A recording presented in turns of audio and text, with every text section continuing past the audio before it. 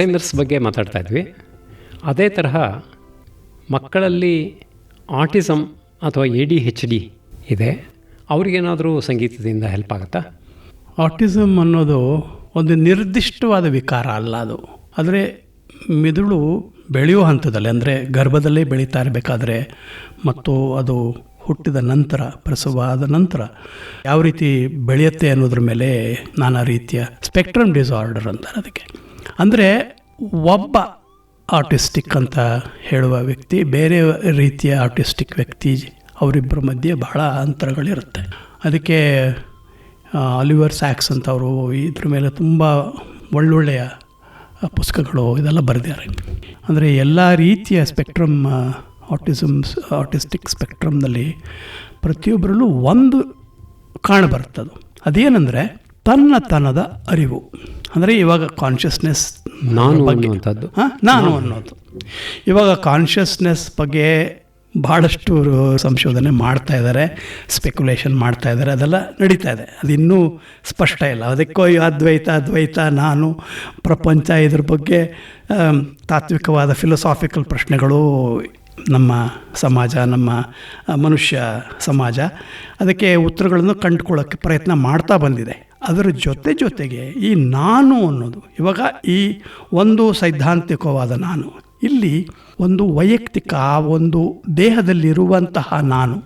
ಇವಾಗ ನೀರು ಕುಡಿದ್ರೆ ನಾನು ನೀರು ಕುಡ್ತಿದ್ದೀನಾ, ಅಥವಾ ಊಟ ಮಾಡಿದ್ರೆ ನಾನು ಊಟ ಮಾಡಿದ್ದೀನಿ ಅನ್ನುವ ಆ ನಾನು ಅನ್ನುವ ಪ್ರಜ್ಞೆ, ಸಾಕ್ಷಿ ಪ್ರಜ್ಞೆ. ಇವಾಗ ಏನಾಗುತ್ತೆ, ಆ ಸಾಕ್ಷಿ ಪ್ರಜ್ಞೆ ಅಂದರೆ ಒಂದು ವ್ಯಕ್ತಿ, ಆಟಿಸ್ಟಿಕ್ ವ್ಯಕ್ತಿ ಅಂತ ಇಟ್ಕೊಳ್ಳೋಣ. ಆ ವ್ಯಕ್ತಿ ಒಂದು ಅನುಭವ ಅನ್ನೋದೇ ಡೌಟ್ಫುಲ್ ಟರ್ಮ್. ಯಾಕಂದರೆ ಅನುಭವ ಅಂದರೆ ನಮಗೆ ನಮ್ಮ ದೇಹಕ್ಕೆ ಮತ್ತು ಮನಸ್ಸಿಗೆ ಆದಂತಹ ಏನಾಗಿರುತ್ತೋ, ಒಂದು ಬಿಸಿ ಆಗಿರ್ಬೋದು, ಅದಕ್ಕೆ ನಾವು ಒಂದು ಅರ್ಥ ಕೊಡ್ತೀವಿ. ನಮ್ಗೆ ಸಂತೋಷ ಆದಾಗ ಸಂತೋಷ ಅನ್ನೋ ಪದ ನಾವು ಅದಕ್ಕೆ ಸೇರಿಸ್ತೀವಿ. ಇದು ಸಂತೋಷ, ಇದು ದುಃಖ, ಇದು ನೋವು. ಹಾಗೆ ಅನುಭವ ಅನ್ನೋದಕ್ಕೆ ಆ ಭಾಷೆ ಇಲ್ಲದೆ ಅನುಭವ ಹೇಗಾಗತ್ತೆ? ಯಾಕಂದರೆ ಇವಾಗ ನಾವಿಬ್ಬರು ಒಬ್ಬರ ಮುಂದೆ ಒಬ್ಬರು ಕೂತಿದ್ದೀವಿ. ಈ ಕೋಣೆಯಲ್ಲಿ, ಈ ರೂಮ್ನಲ್ಲಿ, ಸ್ಟುಡಿಯೋನಲ್ಲಿ ಎಷ್ಟೊಂದು ಡೇಟಾ ನನಗೆ ಬರ್ತಾ ಇದೆ. ಆದರೆ ಅದಕ್ಕೆಲ್ಲ ನಾನು ಯಾವ ಪದನೂ ಹೇಳ್ತಾ ಇಲ್ಲ. ಇವಾಗ ಅದನ್ನು ಬ್ಯಾಕ್ಗ್ರೌಂಡ್ ಹೇಳಿದಾಗ ನಾನು ಅದರ ಕಡೆ ನೋಡಿ, ಇದು ಹಸಿರು ಬಣ್ಣ, ಇದು ಕೆಂಪು ಬಣ್ಣ ಅಂತ ಹೇಳಿದಾಗ ಮಾತ್ರ ಅದು ನನ್ನ ಅನುಭವಕ್ಕೆ ಬರುತ್ತೆ. ಆದರೆ ಇವಾಗ ನನಗೆ ಪದಗಳ ಬಳಕೆ ಇಲ್ಲದೇ ಇದ್ದರೆ ಈ ಎಲ್ಲ all this data is amorphous and makes no sense to me. So ಆ ರೀತಿ ಒಂದು ಸನ್ನಿವೇಶ ಇರುತ್ತೆ. ಸೊ ಒಂದು ರೀತಿಯ ಅಮಾರ್ಫಿಸ್ಟ್. ಸೊ ಫೋಕಸ್ ಮಾಡೋದು ಭಾಳ ಕಷ್ಟ ಆಗುತ್ತೆ ಇಂಥವರಲ್ಲಿ. ಯಾಕೆಂದರೆ ಸಂಗೀತ ಸುಪ್ರಾಮೋಡಲ್ ಅಂತ ಹೇಳಿದ್ನಲ್ಲ, ಯಾವುದೇ ಒಂದು ಜಾಗದಲ್ಲಿ ಸಂಗೀತಕ್ಕೆ ಇದಿಲ್ಲ. ಶ್ರವಣಕ್ಕೆ ಒಂದು ಮೆದುಳಿನ ಒಂದು ಭಾಗ ಇದೆ, ನೋಡೋದಕ್ಕೆ ಒಂದು ವಿಜುವಲ್ ಕಾರ್ಟೆಕ್ಸ್ ಅಂತಿದೆ. ಓಕೆ, ಮತ್ತು ಬೇರೆ ಬೇರೆ ಸಂದರ್ಭದಲ್ಲಿ ಮೋಟರ್ ಇದಿರುತ್ತೆ, ಇದೆಲ್ಲ. ಸೊ ಮೂಮೆಂಟ್ ಇದಕ್ಕೆ. ಆದರೆ ಮ್ಯೂಸಿಕ್ ಇಟ್ ಸೆಲ್ಫ್, ಯಾಕಂದರೆ ಮ್ಯೂಸಿಕ್ನಲ್ಲಿ ತಾಳ ಇದೆ, ಪಿಚ್ ಇದೆ, ಅದರಲ್ಲಿ ಏರಿಳಿತಗಳಿದೆ, ಭಾವನೆಗಳಿದೆ, ರಿದಮ್ ಇದೆ, ಆಮೇಲೆ ಜೊತೆಗೆ ಅದರ ಸಾಹಿತ್ಯ ಇದೆ. ಅಂದರೆ ಪ್ರಪಂಚದ ಆ ಸಾಹಿತ್ಯದಲ್ಲಿ ಬೇರೆ ಬೇರೆ ವಿಷಯಗಳ ಕಡೆ ಒಂದು ಗಮನ ಹರಿಸುವ ಒಂದು ತಾಕತ್ತಿದೆ, ಶಕ್ಯತೆ ಇದೆ. ಸೊ ಹೀಗಾಗಿ it is a supramodal activity. It is processed supramodally. So ಏನಾಗುತ್ತೆ, ಆಟಿಸಮ್ ಇದರಲ್ಲಿ ಆ ಒಂದು ಸಂದರ್ಭದಲ್ಲಿ because they respond, one is they respond to the beat, ಇನ್ನೊಂದು ಏರಿಳಿತಕ್ಕೆ ರೆಸ್ಪಾಂಡ್ ಮಾಡ್ತಾರೆ. So what is it that is responding ಅಂದರೆ, since an individual is subject to all this different elements in the music. ಅಂದರೆ ಈ ಧಾತುಗಳಿವೆ, ಆ ಸಂಗೀತದಲ್ಲಿರುವ ಆ ಧಾತುಗಳು ಏನಿವೆ ಅದು ತನಗೆ ಅರಿವಿಲ್ಲದೆಯೇ ತನ್ನ ಮೇಲೆ ಪ್ರಭಾವಗಳನ್ನು ಬೀರ್ತಾ ಇರುತ್ತೆ. ಸೊ ಆ ಸಂದರ್ಭದಲ್ಲಿ ಆ ನನ್ನತನದ ಸೃಷ್ಟಿ, ಇಟ್ಸ್ ಅ ಹೈಪೋಥೆಟಿಕಲ್ ವರ್ಚುವಲ್ ನನ್ನತನ. ಸೊ ಅದ್ರ ಮೇಲೆ ಯಾವ ರೀತಿ ಲಾಂಜಿಟ್ಯೂಡಿನಲ್ಲಿ ಒಂದು ನಾವು ಮಾಡಿದ್ರೆ ಈ ರೀತಿಯ ಒಂದು ಸೃಷ್ಟಿನ ಪ್ರಯೋಗ ಮಾಡಬೇಕಾಗ್ತದೆ. We can test it, see whether subjecting an autistic child to several years of well curated music ಯಾವ ಪ್ರಭಾವ ಬೀರ್ಬೋದು ಅನ್ನೋದ್ರ ಬಗ್ಗೆ ನಾವು then we have to of course MRI FMRI studies ಎಲ್ಲ ಮಾಡಬೇಕಾಗತ್ತೆ. So this is possible. So this is where right now I am not a specialist on autism. I don't want to make any claims there, but some of this is hypothetical, some of this is speculative. Hypothesis ಅಂದರೆ ಇದು ಮಾಡಿದ್ರೆ ಇದು ಆಗೋ ಸಾಧ್ಯತೆ ಇದೆ ಇರುತ್ತೆ, that is hypothetical. ಆದರೆ speculative is ಈ ವರ್ಚುವಲ್, ಅದು this is speculative. This is where we are. ಎಸ್. ಅಂದರೆ ಅಲ್ಝೈಮರ್ಸ್ನಲ್ಲಿ ನೀವು ಒಂದು ಹಿಂದೆ ಕೇಳಿದ ಮ್ಯೂಸಿಕ್ಕನ್ನು ಮತ್ತೆ ಕೇಳಿದಾಗ ನೆನಪುಗಳು ಬರುತ್ತೆ ಅಂತ ಹೇಳಿದ್ರಿ. ಇಲ್ಲಿ ಅಲ್ಝೈಮರ್ಸ್ನಲ್ಲಿ ಅವರಿಗೆ ಒಂದು ನಾನು ಅನ್ನುವಂಥ ಪ್ರಜ್ಞೆ ಇಲ್ಲ, ಸೊ ಅದನ್ನು ಕ್ರಿಯೇಟ್ ಮಾಡಬಹುದು ಅಂತ. ಅವರಲ್ಲಿ ಈ ರಾಗ ಹೆಚ್ಚು ಎಫೆಕ್ಟಿವೋ ಅಥವಾ ಲಯ ಹೆಚ್ಚು ಎಫೆಕ್ಟಿವೋ? ಲಯ ಅಂದರೆ ಯಾರು ಬೇಕಾದರೂ ಲಯಕ್ಕೆ ದೇ ರೆಸ್ಪಾಂಡ್, ಅಂದರೆ ಅದಕ್ಕೆ ಪ್ರತಿಕ್ರಿಯೆ ನೀಡ್ತಾರೆ. ಅದು ಸ್ವಾಭಾವಿಕ. ಒಂದು ಮಗುವಿಂದ ನಾನು ಕೆಲವು ವಿಡಿಯೋಗಳು ನೋಡಿದ್ದೀನಿ, ಹಾಡು ಹಾಕಿದ್ರೆ ಸಣ್ಣ ಒಂದು 3 ತಿಂಗಳು 4 ತಿಂಗಳು ಮಗು, ಇಬ್ಬರು ಅವಳಿ ಜವಳಿ 2 ತೊಟ್ಲಲ್ಲಿ ವಿಡಿಯೋ ತೆಗೆದಿದ್ದಾರೆ. ಭಾಳ ಸುಂದರವಾಗಿದೆ ಅದು. I will share it with you some time. So ಆ ರೀತಿ ಸ್ವಾಭಾವಿಕವಾದ ಒಂದು ಪ್ರತಿಕ್ರಿಯೆ ಕೊಡ್ತಾರೆ. ಅಲ್ಲ, ತಾಯಿಯ ಹಾರ್ಟ್ ಬೀಟ್ ಕೇಳಿಕೊಂಡು ಮಗು ನಿದ್ದೆ ಮಾಡುತ್ತೆ. ಸಾಮಾನ್ಯವಾಗಿ ಏನೋ ತೊಂದರೆ ಆಗಿ ಅಳ್ತಾ ಇರುತ್ತೆ, ರಚೆ ಹಿಡಿದಿರುತ್ತೆ, ಭಾವನೆಗಳನ್ನು ನಿಯಂತ್ರಿಸ್ಲಿಕ್ಕೆ ಆಗ್ತಾ ಇರಲ್ಲ. ಅದಕ್ಕೆ ತಾಯಿಯ ಹಾರ್ಟ್ ಬೀಟ್ ಕೇಳಿಕೊಂಡ್ರೆ ಏನೋ ನೆಮ್ಮದಿ ಸಿಗುತ್ತೆ, ಅದಕ್ಕೆ ನಿದ್ದೆ ಮಾಡಿಬಿಡುತ್ತೆ. ಆ ರೀತಿಯೂ ಇದೆ. ಅದು ಇರಬಹುದು. ಬಟ್ ಆ ಪ್ರಯೋಗವನ್ನು ರಚನೆ ಮಾಡುವ ಒಂದು ವಿಧಾನದಲ್ಲಿ ನಮಗಿದೆಲ್ಲ ಗೊತ್ತಾಗತ್ತೆ. ಆ ಪ್ರಯೋಗದಲ್ಲಿ ಏನೇನಿದೆ ಮತ್ತು ಏನೇನು ನಿರೀಕ್ಷೆ ಇಟ್ಕೊಂಡು ಈ ಪ್ರಯೋಗ ಮಾಡಿದ್ದಾರೆ ಅನ್ನೋದ್ರ ಮೇಲೆ ನಿಂತಿದೆ. ಹೇಳೋದು ಕಷ್ಟ ಆಗುತ್ತೆ. ಯಾಕಂದರೆ ನಾನು ಯಾಕೆ ಇದು ಹೇಳ್ತಿದ್ದೀನಿ ಅಂದರೆ, ಹಾರ್ಟ್ ಬೀಟ್ ತಾಯಿನಲ್ಲಿ ಒಂದು ದಿನದಲ್ಲಿ heart beat varies from one extreme to another extreme. So ಯಾವ ಹಾರ್ಟ್ ಬೀಟಿನ ತುಂಬ ಲೋ ಹಾರ್ಟ್ ಬೀಟ್ ಇದ್ದಾಗ ಆಗುತ್ತಾ, ಇನ್ಯಾವಾಗಲಾಗುತ್ತಾ, ಇದೆಲ್ಲ ಹೇಳೋದು ಭಾಳ ಕಷ್ಟ. ಯಾಕಂದರೆ ಮತ್ತು ಉಸಿರಾಟದ ಪ್ರಕ್ರಿಯೆ ಆಲ್ಸೋ ಕೆಲವು ತುಂಬ ನಿಧಾನವಾಗಿ ಉಸಿರಾಡ್ತಾ ಇರ್ತೀವಿ ಮಲ್ಕೊಂಡಿದ್ದಾಗ, ಅಥವಾ ಉದ್ವೇಗದಲ್ಲಿ ಬೇಗ ಉಸಿರಾಡಿಸೋ ಹಾರ್ಟ್ ರೇಟ್ ವೇರಿಯಬಿಲಿಟಿ ಅಂತ ಹೇಳ್ತಾರೆ. ಇದಕ್ಕೆ ಬ್ರೀದಿಂಗ್ ರೇಟ್ ವೇರಿಯಬಿಲಿಟಿ ಅಂತ ಹೇಳ್ತಾರೆ. So does it have to do with heart rate variability which is healthy. If it is variable it is good. ಅಂದರೆ ಏನಾದ್ರು ತುಂಬ ಪರಿಶ್ರಮ ವಹಿಸಿದಾಗ, ಓಡಿದಾಗ ನಮ್ಮ ಉಸಿರು ಮತ್ತು ಎದೆ ಬಡಿತ 2 ಜಾಸ್ತಿ ಆಗಿರುತ್ತೆ. ಅದು ಬೇಗ ವಾಪಸ್ಸು ಒಂದು ಹದಕ್ಕೆ ಬಂದರೆ your variability is very good ಅಂತ. ಸೊ ಈ ರೀತಿ ಕೆಲವು ಕ್ಲಿಷ್ಟವಾದ ಪ್ರಾಬ್ಲಮ್ಸ್ ಇದೆ. ಸೊ ನೇರವಾಗಿ ಅದ್ರ ಬಗ್ಗೆ ನಾನು ಏನು ಐ ಕೆನಾಟ್ ಕಾಮೆಂಟ್. ಬಟ್ ಇನ್ನೊಂದು ಏನು ನಾನೇನು ಹೇಳಬಲ್ಲೆ ಅಂದರೆ, ಇವಾಗ ಈ ತಾಳದ ಒಂದು ಪರ್ಸೆಪ್ಷನ್ ಏನಿದೆ, ಆ ತಾಳದ ಪರ್ಸೆಪ್ಷನ್ನು, ಅದು that's also based on there are 2 models of ತಾಳದ ಪರ್ಸೆಪ್ಷನ್. ಒಂದು ಕ್ಲಾಕ್ ಮಾಡೆಲ್ ಅಂತ ಹೇಳ್ತಾರೆ. ಕ್ಲಾಕ್ ಮಾಡೆಲ್ ಅಂದರೆ ನಮ್ಮದು ಒಂದು ಎಕ್ಸ್ಟರ್ನಲ್ಲಿ ಇಲ್ಲೊಂದು ಗಡಿಯಾರಲ್ಲಿ ಇಟ್ಕೊಂಡಿದ್ದೀವಿ, ಅದು ಟಿಕ್ ಟಿಕ್ ಟಿಕ್ ಟಿಕ್ ಅಂತ ಹೇಳ್ತಾ ಇರುತ್ತೆ. ಇವಾಗ ಒಂದು ಸ್ಟ್ಯಾಂಡರ್ಡ್ ಎಕ್ಸಾಂಪಲ್ ಕೊಡೋದು ಯಾವುದು ಅಂದರೆ, ನಾವೊಂದು ಸಿಗ್ನಲ್ ಹತ್ರ ನಿಂತ್ಕೊಂಡಿದ್ದೀವಿ, ಸರಿನಾ? ಅದು ನಾವು ಬಂದಾಗ ಇದು ಕೆಂಪಿಗೆ ಬರುತ್ತೆ. ಸೊ ಕೆಂಪಿಗೆ ಬರುತ್ತೆ, ನಿಂತ್ಕೋತೀವಿ. ಅದು ಹಸಿರು ತಿರುಗುವವರೆಗೂ ಯಾವುದೋ ಒಂದು ಯು ಹ್ಯಾವ್ ಅ ಬೋಲ್, ಅದರೊಳಗೆ ಯು ಡ್ರಾಪ್ 1 ಟೋಕನ್, 1 2 3 4 ಸರಿ ಈಕ್ವಲ್ ಆಗಿ, ಅಂದರೆ electronically you have a kind of counter. So you are counting 1 2 3 4 5 6. So ಒಂದು ಆದಮೇಲೆ 10 ಸೆಕೆಂಡು 20 ಸೆಕೆಂಡು ಅದು ಎಷ್ಟೊತ್ತಿರುತ್ತೋ ಆ ಸಿಗ್ನಲ್ಲು, ಅದು 20 ಸೆಕೆಂಡದು, ಆಮೇಲೆ ಇಟ್ ವಿಲ್ ಗೋ. ಇದರ ಅನುಭವ ಆಗ್ತಾ ಏನಾಗುತ್ತೆ, ಅದು ಹೆಚ್ಚು ಆಗ್ಬೋದು, ಕಡಿಮೆ ಆಗ್ಬೋದು. ಆದರೂ you have a clock reference inside. ಇದು ಒಂದು ರೆಫರೆನ್ಸ್.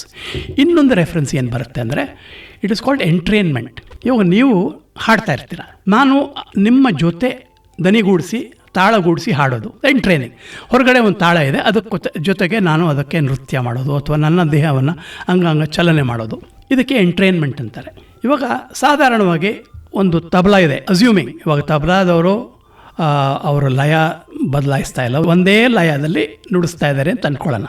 ಇವಾಗ ತಬಲಾದವರು ಭಾಳ ದೇ ಕ್ಯಾನ್ ಬಿ ವೆರಿ ಮಿಸ್ಚಿವಸ್. ಬೇಕು ಅಂತಕ್ಕೆ ಸ್ವಲ್ಪ ಜಾಸ್ತಿ ಮಾಡೋದು, ಕಡಿಮೆ ಮಾಡೋದು, ಈ ಥರ ಮಾಡ್ತಾರೆ. ನಿಮ್ಮ ಜೊತೆ ಚೆನ್ನಾಗಿರ್ಬೇಕು ಅವ್ರ ಜೊತೆ. ಸೊ ತಬಲಾದವರು ಏನಾರು if it gets in to them some mischief ಮಾಡೋಕ್ಕೆ ಹೋದರೆ ದೇ ವಿಲ್ ಚೇಂಜ್ ದ ಲಯ. ಅವಾಗೇನಾಗುತ್ತೆ, ನಮ್ಮ entraining also changes. So of course ಇದರಲ್ಲೂ ವೇರಿಯಬಿಲಿಟಿ ನಮ್ಗೆ ಚೆನ್ನಾಗಿದ್ದರೆ we are able to change. ಇಲ್ಲದ್ರೆ ನಮ್ಮದು there is a phase difference ಅಂತ ಹೇಳ್ತೀವಲ್ಲ, so there is a lag. ಇದು ತಬಲಾ ಬೇರೆ ಧಾಟಿಯಲ್ಲಿ ಹೋಗ್ತಾ ಇರುತ್ತೆ, ಗತಿಯಲ್ಲಿ ಹೋಗ್ತಾ ಇರುತ್ತೆ, ನಮ್ಮ ಹಾಡೇ ಬೇರೆ ಗತಿಯಲ್ಲಿ ಹೋಗ್ತಾ ಇರುತ್ತೆ, ಆಭಾಸ ಆಗುತ್ತೆ. ಆಭಾಸ ಆಗಲಿ ಅಂತಲೇ ಕೆಲವ್ರು ಮಾಡ್ತಾರೆ, ಅದು ಬೇರೆ ವಿಷಯ. ಆದರೆ ನೀವು ಒಂದು ತೊಗೊಳ್ಳಿ, ಓಕೆ, ನಾನು ತಬಲದಲ್ಲಿ assuming he is a very faithful and a very good person, very friendly to you, he is playing. ಆಮೇಲೆ ಒಂದು ಸಂಗೀತದಲ್ಲಿ ಒಂದು ವಿಳಂಬಿತ ಅಂತಿರುತ್ತೆ, ಹಿಂದೂಸ್ತಾನಿಯಲ್ಲಿ ಹೇಳಬೇಕಾದ್ರೆ ವಿಳಂಬಿತ ನಿಧಾನಗತಿಯಲ್ಲಿ ಹೇಳ್ತೀವಿ. ಒಂದು ವಿಳಂಬಿತ ಅಂದರೆ ಅಬೌಟ್ ಅತಿ ವಿಳಂಬ ಅಂದರೆ ಒಂದು 15-16 ಬೀಟ್ಸ್ ಪರ್ ಮಿನಿಟ್. ಆಯಿತಾ. ವಿಳಂಬಿತ ಅಂದರೆ ಒಂದು 48 ಬೀಟ್ಸ್ ಪರ್ ಮಿನಿಟ್ ಮಧ್ಯದಲ್ಲಿ ವಿಳಂಬಿತ. ಆಮೇಲೆ ಮಧ್ಯಲಯಕ್ಕೆ 64, 68 ಮಧ್ಯಲಯ. ಆಮೇಲೆ 120 ಬೀಟ್ಸ್ ಪರ್ ಮಿನಿಟ್, ಒಂದು ನಿಮಿಷಕ್ಕೆ. ಅದರಿಂದ ದ್ರುತಲಯ ಅಂತ ಬರುತ್ತೆ. ಸೊ 3 ಲಯ ಎಲ್ಲ ಬರುತ್ತೆ. ನಾವು ದ್ರುತಲಯಕ್ಕೆ ಹೋದಷ್ಟು ಏನಾಗುತ್ತೆ, ಇವಾಗ ನಾವು ಹೇಳಿದಾಗ ಒಂದು ತಾಳದಲ್ಲಿ ಒಂದು 16 ಮಾತ್ರೆ ಅಂತ ಇಟ್ಕೊಳ್ಳಿ. 3 ತಾಳ ಅಂತ ಹೇಳಿ ತ್ರಿತಾಳ ಅಂತಾರಲ್ಲ, 16 ಮಾತ್ರೆ ಮುಗಿದಾಗ 17ನೇ ಮಾತ್ರೆಯಿಂದ 2ನೇ ಆವರ್ತನಕ್ಕೆ ಬರ್ತೀವಿ, ಸೆಕೆಂಡ್ ಸೈಕಲ್. ಸೊ ಈ ಫಸ್ಟ್ ಆರ್ 16th ಇದನ್ನು 2 ಲೆಟಸ್ ದೇ ಆರ್ ಫ್ರೇಮ್, ಗೋಡೆಗಳು 2 ಫ್ರೇಮ್ ಇದೆ. ಇದು ಮುಗಿದ ಮೇಲೆ ಈ ಫ್ರೇಮ್ ಬರ್ತೀವಿ, 3ಕ್ಕೆ ಹೋಗ್ತೀವಿ, 4ಕ್ಕೆ ಹೀಗೆ ಹೋಗ್ತೀವಿ. ಆ ದ್ರುತ ಬಂದಾಗ ಏನಾಗುತ್ತೆ, ಇದು ತುಂಬ ಹತ್ತಿರ ಬಂದ್ಬಿಡುತ್ತೆ. ಅತಿ ದ್ರುತದಲ್ಲಿ ಏನಾಗುತ್ತೆ, ಈ frames there is no matching of that playing and my perception of the framing. There is a breakdown, what you call a singularity. Your Big Bang is called a singularity. Physics, ordinary physical laws will not apply there. ಅಲ್ಲಿ ಇಲ್ಲ, ಗೊತ್ತಿಲ್ಲ ನಮಗೆ ಇವಾಗ ಗೊತ್ತು, Newton in physics, ಈ physics, quantum mechanics ಇವಾಗ ಇಲ್ಲ, ಒಂಥರ ಸ್ಟ್ಯಾಂಡರ್ಡ್ ಸ್ಟೇಟ್ನಲ್ಲಿ ಇದ್ದಾಗ. ಅದೇ ರೀತಿ there is a break down, a singularity when the beats break down. ಅವಾಗ ಏನಾಗುತ್ತೆ, from one to another domain this a break down. You negotiate. ಆವಾಗ ನೀವು ಫ್ರೇಮ್ಸೇ ಬೇಕಿಲ್ಲ, but you keep in touch, you entrain, but you lose. It's a kind of uncertainty principle. If you want this certainty, then you do not have the frame. If you have the frame, you don't have the certainty. So ಈ ರೀತಿ ಒಂದು 2 you come to that. So ಹಾಗಾಗಿ it's a very interesting way how we relate to. So ಆ heart beat ಬಗ್ಗೆ ಹೇಳೋದು, because these are 2 models, they are not, this is an explanation based on these 2 models, but we don't know what actually happens, ಏನಾಗುತ್ತೆ ಆ ಸಂದರ್ಭದಲ್ಲಿ. ಇದು ನನಗೆ ಭಾಳ ಆಸಕ್ತಿ ಇರುವ ಒಂದು ವಿಷಯದ ಬಗ್ಗೆ ನಾನು ಅಧ್ಯಯನ ಮಾಡ್ತಾ ಇದ್ದೀನಿ. ಆ ಸಂಶೋಧನೆಯ sharing it with you for the first time, ಅಂದರೆ in a public platform. So this is where we R.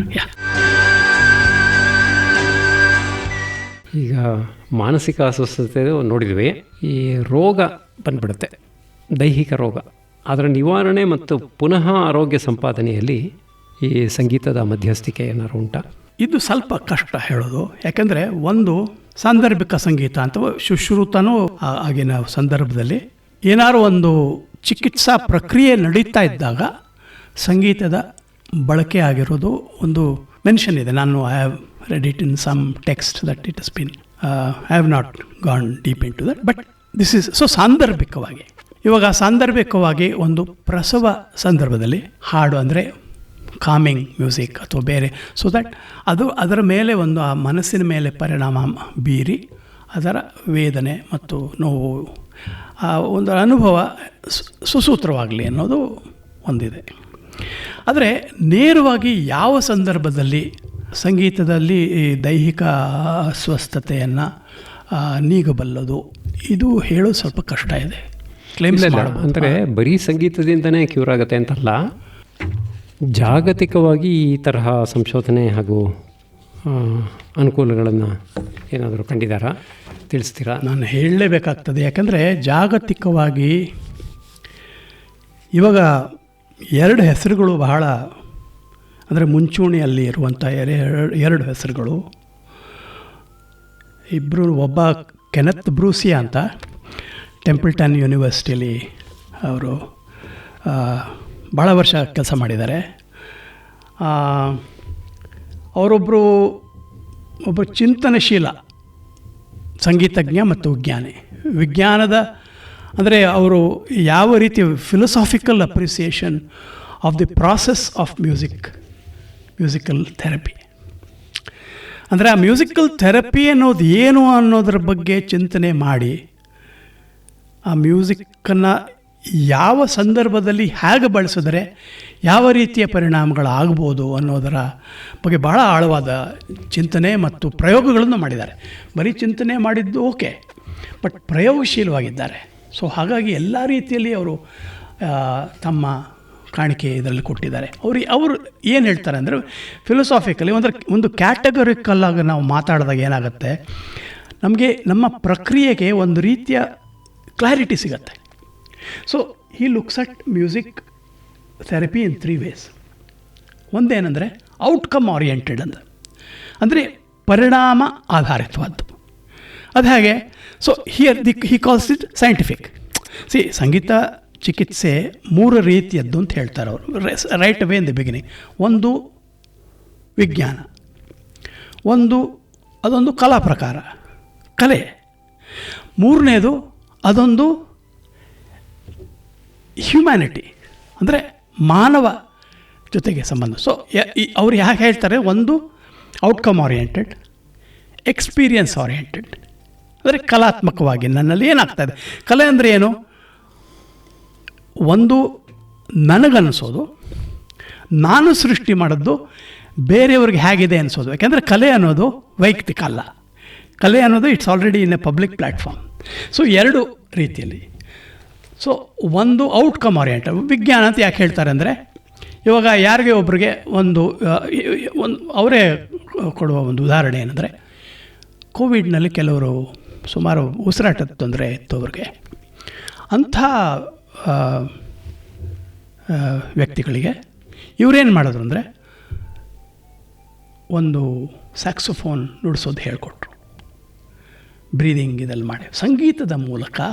ಹೇಗೆ ಆ ಉಸಿರಾಟದ ಒಂದು ಏನಾಗುತ್ತೆ, ಒಂದು ಇರ್ರೆಗ್ಯುಲರ್ ಬ್ರೀದಿಂಗ್, ಇನ್ನೊಂದು lack of capacity for breathing, ಅಂದರೆ ಕ್ಷಮತೆ, ಆ ಪುಪ್ಪಸುಗಳೇ ಸ್ವಲ್ಪ ಸಾಮರ್ಥ್ಯ ಕಡಿಮೆ ಆಗುತ್ತೆ. ಸೊ ಅದನ್ನು ಹೇಗೆ ಸಂಗೀತದ ಮೂಲಕ ಬೆಳೆಸೋದು ಅಂತ. ಸೊ ಏನಾಗುತ್ತೆ, ಯು ಹ್ಯಾವ್ ಎ ಹೇತು, ಯು ಹ್ಯಾವ್ ಎ ಪರಿಣಾಮ. ಸೊ ಈ ರೀತಿಯ ಒಂದು, so that this is becomes ವೈಜ್ಞಾನಿಕ. 2ನೇದು ಅನುಭವಕ್ಕೆ ಸಿಕ್ಕೋದು. ಅಂದರೆ ಒಬ್ಬ ವ್ಯಕ್ತಿ ಈ ಒಂದು ಸಾಮೂಹಿಕವಾಗಿ ಸಂಗೀತ ಹೇಳ್ದಲ್ಲ, ಅವರು ಒಂದು ಉದಾಹರಣೆ ಏನು ಕೊಡ್ತಾರೆ ಅಂದರೆ, ಆ ಮಕ್ಕಳು ಒಟ್ಟಿಗೆ ಒಂದು ವಾದ್ಯ ವೃಂದದ ಜೊತೆಗೆ, ಅಂದರೆ ಇವರು ಸ್ವಲ್ಪ ಬುದ್ಧಿ ಬೆಳವಣಿಗೆಯಲ್ಲಿ ಕುಂಠಿತವಾದಂಥ ಮಕ್ಕಳು, ಆದರೆ ಸಾಧಾರಣವಾದ, ಅಂದರೆ ಯಾವ ವಿಕಾರಗಳು ಮನೋವಿಕಾರಗಳು ಇಲ್ಲದೆ ಇರುವಂಥ ಒಂದು ವಾದ್ಯವೃಂದ, ಇವ್ರ ಜೊತೆಗೆ ನುಡಿಸೋದು ಹೇಗೆ, ಅವಾಗೇನು ಹೊಂದಾಣಿಕೆ ಹೇಗೆ ಮಾಡೋದು.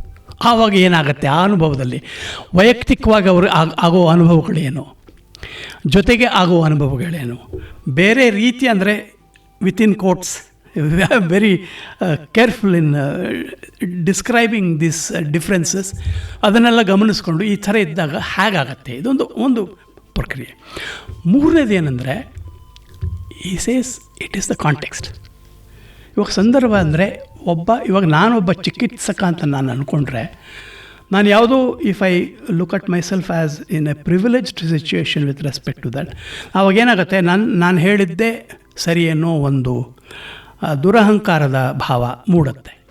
ಆದರೆ ಇದರಲ್ಲಿ ನನ್ನನ್ನು ನಾನೇ ಈ ಸಂದರ್ಭಕ್ಕೆ ನಾನು ಸೇರಿರೋದ್ರಿಂದ ನನ್ನನ್ನು ನಾನೇ ಪ್ರಶ್ನಿಸ್ಕೊಂಡಾಗ ಅವಾಗೇನಾಗುತ್ತೆ, ನಾನು ಒಂದು ನೇರವಾದ ಸಂಬಂಧ ಬೆಳೆಸ್ಕೊಳ್ಳೋ ಸಾಧ್ಯತೆ ಇದೆ.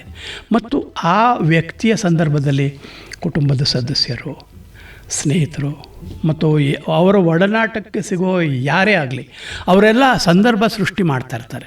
ಅವ್ರ ಜೊತೆಗೆ ನಾವು ಕೆಲಸ ಮಾಡಿ ಒಟ್ಟಾರೆ, ಇವಾಗ ನಾವು ಹೇಳಿದ್ನಲ್ಲ, ಮಿಂಟ್ ಅನ್ನೋದು ಆ ರೀತಿಯಲ್ಲಿ ಒಂದು ಸಾಂದರ್ಭಿಕ, ಅವರಿಗೆ ಸಂದರ್ಭ ಸೃಷ್ಟಿ ಮಾಡಿ ಹಾಗೆ ಆ ಸಂದರ್ಭದ ಮೂಲಕ ಅವರು ಏನಾದ್ರು ಉಪಯೋಗ ಪಡಿಬಹುದಾ ಅನ್ನೋದು ಸೇರಿದೆ. ಸೊ ಇದು ಇವರು ಕೆನೆತ್ ಬ್ರೂಸಿಯಾ ಅನ್ನೋದು. ಮೈಕಲ್ ಥಾಟ್ ಅನ್ನೋರು, ಹೀ ಈಸ್ ಫೋಕಸ್ಡ್ ಆನ್ ಇದೆಯಲ್ಲ ನ್ಯೂರೋಲಾಜಿಕ್ ಮ್ಯೂಸಿಕ್ ಥೆರಪಿ ಅಂತಾನೆ ಅವ್ರು ಕರೀತಾರೆ.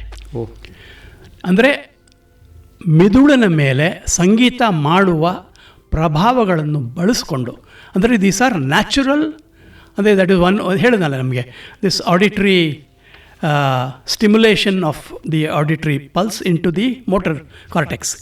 ಅಂದರೆ ಅದು ಸ್ಟಿಮ್ಯುಲೇಟ್ ಮಾಡಿದಾಗ ಏನಾಗುತ್ತೆ, we are able to relate to the, ಅಂದರೆ ಆ ಲಯಕ್ಕೆ ನಾವು ನಮ್ಮನ್ನೇ ಒಪ್ಪಿಸ್ಕೊಂಡು ಒಗ್ಗಿಸಿ ಅದರ ಮೂಲಕ ಆಗುವ ಗುಣಗಳು. Parkinsonism especially is is special area in which is work. ಅದು 3 ಥರದ್ದು ಹೇಳ್ತಾರೆ ಅವರು ನ್ಯೂರೋಲಾಜಿಕ್ ಮ್ಯೂಸಿಕ್ ಥೆರಪಿ. ಒಂದು RAS ಅಂತಾರೆ, ಅಂದರೆ ರಿದ್ಮಿಕ್ ಆಡಿಟ್ರಿ ಸ್ಟಿಮ್ಯುಲೇಷನ್. ಅಂದರೆ ಒಂದು ರೀತಿಯ ಸ್ಥೂಲವಾಗಿ ಹೇಳೋದಾದರೆ, ಲಯಬದ್ಧ ಸಂಗೀತವನ್ನು ಪ್ರಯೋಗಿಸಿ ನಡಿಗೆಗೆ ಪ್ರಚೋದನೆ ಕೊಡೋದು. ಇವಾಗ ಯಾರಿಗೆ ನಡಿಗೆಯಲ್ಲಿ ಸ್ವಲ್ಪ ತೊಂದರೆ ಇರುತ್ತೋ ಅವ್ರಿಗೆ ಆ ಲಯ ಕೊಡೋದು. ಹೇಳಿದ್ನಲ್ಲ, you stimulate through an external auditory regular pattern. This is one. ಆಮೇಲೆ PSE ಅಂತ, ಇದು ತುಂಬ ಇನ್ನೂ ಅಷ್ಟು ಸ್ಪಷ್ಟವಾಗಿಲ್ಲ. ಪ್ಯಾಟರ್ನ್ ಸೆನ್ಸರಿ ಎನ್ಹ್ಯಾನ್ಸ್ಮೆಂಟ್ ಅಂತ. ಅಂದರೆ ಇವಾಗ ನಮಗೆ ನಾವು ನಡಿಬೇಕಾದ್ರೆ ನಮಗೆ ಗೊತ್ತಿಲ್ಲದೆ ಒಂದು ರೀತಿ, ಇವಾಗ ನಾನು ನೀರು ಕುಡಿಬೇಕಂದ್ರೆ ಒಂದು ಬಾಟ್ಲಿದೆ, ಹೀಗೆ ತಗೋತೀನಿ, ಹೀಗೆ ಇಡ್ತೀನಿ, ಓಕೆ. ಅಥವಾ ನನ್ನ ಎಷ್ಟು ಬೇಕೋ ಇವಾಗ ನನ್ನ ಕೈಗಳನ್ನು ಎಷ್ಟು ವಿಸ್ತಾರಕ್ಕೆ ಅದರ ಅಗತ್ಯ ಇದೆಯೋ ಅಷ್ಟೇ ವಿಸ್ತಾರಕ್ಕೆ ನಾನು ಅದನ್ನು ಕೊಂಡೊಯ್ತಾ ಇರ್ತೀನಿ. ಅದನ್ನು ಬಿಟ್ಟು ಇವಾಗ ಇನ್ನೂ ಇದರ ವಿಕಾರಗಳಿದ್ದಾಗ, ನ್ಯೂರಲಾಜಿಕ್ ಡಿಸಾರ್ಡರ್ಸ್ ಇದ್ದಾಗ, ಇಲ್ಲಿ ಹೋಗಬೇಕಾದ್ರೆ ಇಲ್ಲಿ ಹೋಗುತ್ತೆ, ಅಥವಾ ಇಲ್ಲಿ ಹೋಗುತ್ತೆ, ಹೀಗೆ ಹೋಗುತ್ತೆ. ಅದನ್ನು ಇವಾಗ ಆದರೂ ಅದರೊಳಗೂ ಒಂದು ಲಯ ಇದೆ. ಪ್ರತಿಯೊಬ್ಬ ವ್ಯಕ್ತಿನಲ್ಲಿ, ಪ್ರತಿಯೊಬ್ಬ ಒಂದು ಯಾರು ಈ ವಿಕಾರಗಳು ಅವರಲ್ಲಿ ಮೂಡಿದೆಯೋ ಅಂಥವರಲ್ಲಿ ಒಂದು ಲಯ ಇದೆ. ಆ ಲಯವನ್ನು ನಾವು ಗಮನಿಸಿ ಅದಕ್ಕೆ ತಕ್ಕಂತೆ ಸಂಗೀತ ನಾವು ಸೃಷ್ಟಿ ಮಾಡಬೇಕಾಗ್ತದೆ. It's a very creative process. ಅದು it is just a proposition. To what extent even he has succeeded ನನಗೆ ಗೊತ್ತಿಲ್ಲ. ಆದರೆ ನಾವು ಅದನ್ನು ಅಟ್ಲೀಸ್ಟ್ ಯಾವುದನ್ನೆಲ್ಲ ಒಂದು ಪ್ರಯತ್ನ ಮಾಡಿ, ಹಾಗೆ ಅವಾಗ ಏನಾಗುತ್ತೆ, ಆ ಲಯದ ಪ್ರಕಾರ ಸಂಗೀತ ಬಂದಾಗ ಏನಾಗುತ್ತೆ, ಅವ್ರಿಗೆ ಅದರಿಂದ ಅನುಕೂಲ, ಸಹಾಯ ಆಗುತ್ತೆ. This is second part. ಆಮೇಲೆ ಮೂರನೇದು ಸಂಗೀತ ಅಂದರೆ ಇನ್ಸ್ಟ್ರೂಮೆಂಟ್ಸ್ ಬಳಸಿ ಹೇಗೆ ಅದನ್ನು ಬಳಸ್ಕೊಂಡು ಫೈನ್ ಟ್ಯೂನಿಂಗ್, ಇದು ಸೂಕ್ಷ್ಮವಾದ ಪ್ರಕ್ರಿಯೆಗಳು, ಫೈನ್ ಫಿಂಗರ್ ಮೂಮೆಂಟ್, ಈ ಥರದ್ದೆಲ್ಲ ಇದು ಮಾಡ್ಬೋದು. ಡ್ರಮ್ಸ್ ಮಾಡಿ, ಅಥವಾ ತಬಲಾ ನುಡಿಸಿ, ಗಿಟಾರ್ ಬಾರಿಸಿ, ಏನಾರು ಆ ಥರದ್ದೆಲ್ಲ, ಅಥವಾ ಪಿಯಾನೋ ನುಡಿಸಿ, ನಮ್ಮ ಹಾರ್ಮೋನಿಯಂ ನುಡಿಸಿ, ಈ ಥರ ಎಲ್ಲ ಕೆಲವು ಮಾಡಿದ್ದಾರೆ. ಭಾಳ ಇಟ್ಸ್ ಎ ವೆರಿ ಇಂಟ್ರೆಸ್ಟಿಂಗ್, ಭಾಳ ಕೆಲಸಗಳು ಮಾಡಿದ್ದಾರೆ ಇದರಲ್ಲಿ. ಅದನ್ನು ನಾವು ಅವರು ಮಾಡಿರೋ ಏನು ಕಂಡು ಹಿಡಿದಿದ್ದಾರೆ ಅದನ್ನು ನಾವು ಮುಂದುವರಿಸ್ಕೊಂಡು ನಮ್ಮ ರೀತಿಯಲ್ಲಿ ನಮ್ಮ ಸಂಗೀತ ಬಳಸಿ ನಮ್ಮ ಜನಕ್ಕೆ ಇದರಿಂದ ಏನಾದ್ರು ಉಪಯೋಗ ಆಗತ್ತಾ, ಅನುಕೂಲ ಮಾಡಿಕೊಡೋಕ್ಕೆ ಸಾಧ್ಯ ಇದೆಯಾ ಅನ್ನೋದು ನಮ್ಮ. ಹಾಗಾಗಿ we have to acknowledge a debt to these people who have done wonderful work.